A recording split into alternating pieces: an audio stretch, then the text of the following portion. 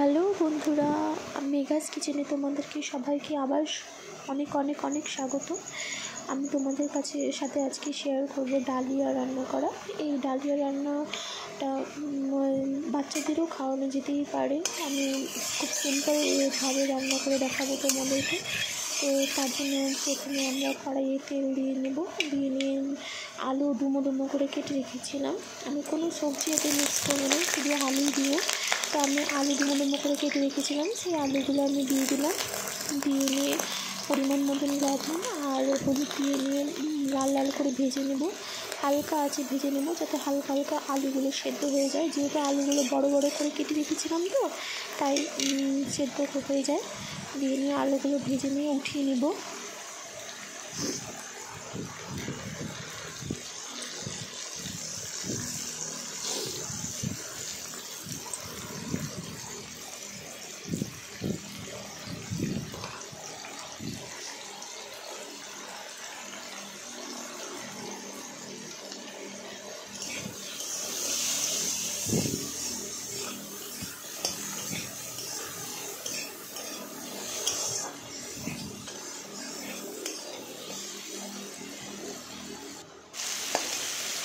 আমরা দেখো ভাজা হয়ে গেছে আলুগুলো। এবার আলুগুলো আমরা উঠিয়ে নিচ্ছি, এক এক করে সব উঠিয়ে নেব।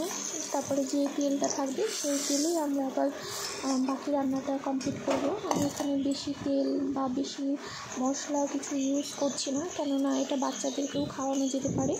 তাই এখানে দেখো আমরা ফোড়নের জন্য দুটো শুধু কাঁচা লঙ্কা আর দুটো তেজপাতা আর অল্প পরিমাণে 5 ফোড়ন ব্যবহার করছি। দিয়ে নিয়ে হালকা নাড়াচাড়া করে নিয়ে তার মধ্যে রেখেছিলাম আমরা 2 কাপ মতন ডালিয়া আর 1 কাপ মতন মুগের ডালটা। আমরা মুগের ডালটা দিয়ে দিলাম, এটা আমি ধুয়ে রেখেছিলাম, ধুয়ে শুকনো করে রাখা ছিল মুগের ডালটা। দিয়ে দিলাম। দিয়ে নিয়ে আমরা দিয়ে পরে ডালিয়া রেখেছিলাম 2 কাপ মতন, ধুয়ে ভালো করে দিয়ে নিয়ে শুকিয়ে নিয়ে রেখেছিলাম ডালিয়াটাও, সেটা দিয়ে দিব এর মধ্যে। দেখো দিয়ে দিচ্ছি আমরা ডালিয়াটা।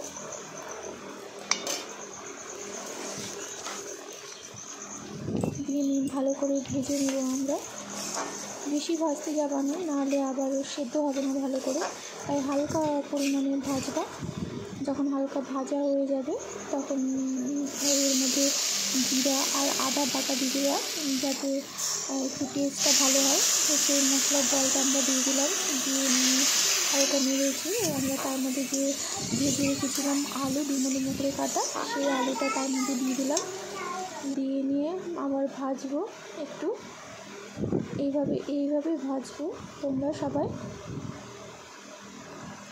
এভাবে ভাজা হয়ে গেলে আলুটা আবার দিয়ে দিব আমরা। দেখো আলুটা দিয়ে দিচ্ছি, দিয়ে নিয়ে নাড়াচাড়া করে নেব। দিয়ে নিয়ে গরম জল আমরা এটাতে ব্যবহার করব, ঠান্ডা জল ব্যবহার করব না, গরম জল ব্যবহার করব। ঠান্ডা জল ব্যবহার করলে কি ডালিয়ার যে একটা খসখসে ভাব থাকে না, সেটা থেকে যায়। ওই জন্য আমরা গরম জল ব্যবহার করব।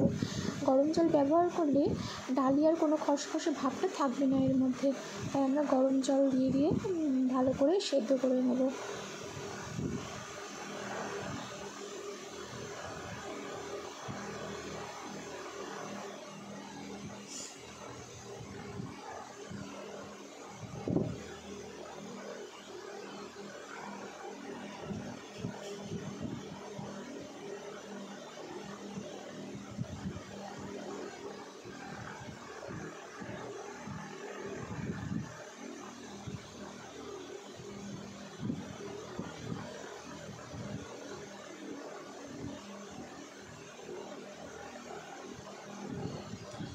তোমরা এক কাজ করো, গরম জল দেওয়ার আগে কয়েকটা টমেটো দিয়ে দিতে পারো। আমি টমেটো দেওয়াটা তোমাদেরকে বলতে ভুলে গেছি, তো দেখে নাও। আমরা একটা টমেটো 4টা টুকরো করে কেটে নিয়েছিলাম, সেই টমেটোটা অ্যাড করলাম।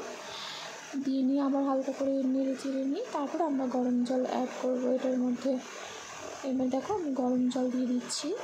গরম জল দেওয়া হয়ে গেলে সেটা ভালো করে সেদ্ধ হতে দিবা রান্নাটা, তাহলে আমাদের কমপ্লিট হয়ে যাবে। তোমরা যদি গরম মশলা ভালোবাসো তাহলে তোমরা গরম মশলা দিতে পারো, অথবা যদি না ভালোবাসো তো আমি আগেই বলে রেখেছিলাম আমার তেজপাতা বাটার ফ্লেভারটা খুব ভালো লাগে, আমি সেইটাই ব্যবহার করি বেশিরভাগ। ওই সেন্টটা আমার খুব ভালো লাগে। তাই এই দেখো আমাদের ডালিয়া রেডি। তোমরা খুব ঝাল বা খুব মশলা বা খুব তেল দিয়ে না, নর্মাল একটা রান্না আমাদের ডালিয়া রেডি। তোমাদের যদি আমার রান্নাগুলো ভালো থাকে তো অবশ্যই আমার প্লিজ চ্যানেলটিকে সাবস্ক্রাইব করো বন্ধুরা। বাই।